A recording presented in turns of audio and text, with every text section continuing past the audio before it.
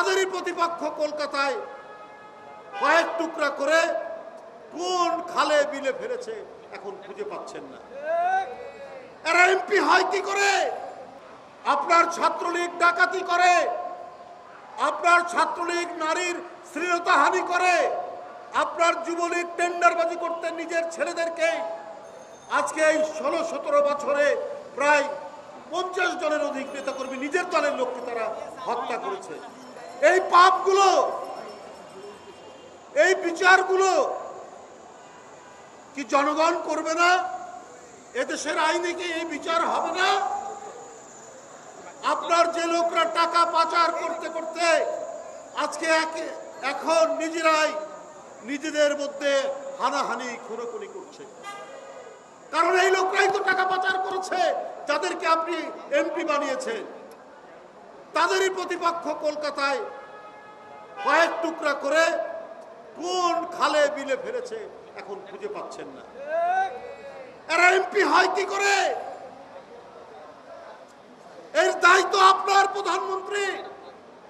আপনি জনপদের পর জনপদ, আপনি মাফিয়া, আপনি ডাকাত, আপনি খুনিদেরকে এমপি বানিয়েছেন। এর দায় কি আপনার উপর নেই? এই ভয়ঙ্কর পাপগুলোর কি এমনি চলে যাবে, পার পেয়ে যাবে? ফেরাউনও মনে করেছিল সে পার পেয়ে যাবে, তো ফেরাউন তো পার পায়নি। নমরুদ তো মনে করেছে সে নিজেই ঈশ্বর, কিন্তু সেই নমরুদি আপনার মশা ঢুকে সেই মশাটাই তার নাক থেকে বের করতে পারল না। ভয়ঙ্কর প্রতিবাদ। হিটলারও মনে করেছে গোটা জার্মান আর্য জাতি গোটা পৃথিবীতে শাসন করবে। সেই হিটলারের আর অস্তিত্ব পাওয়া যায়নি।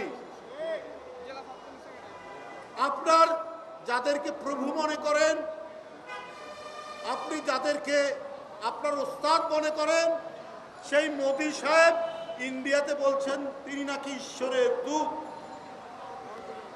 আপনার প্রভুরা যদি ঈশ্বরের দূত মনে করে, আপনি কি এরকম কিছু মনে করছেন যে আপনার চারিদিকে ভরা পাপের কোনো বিচার হবে না?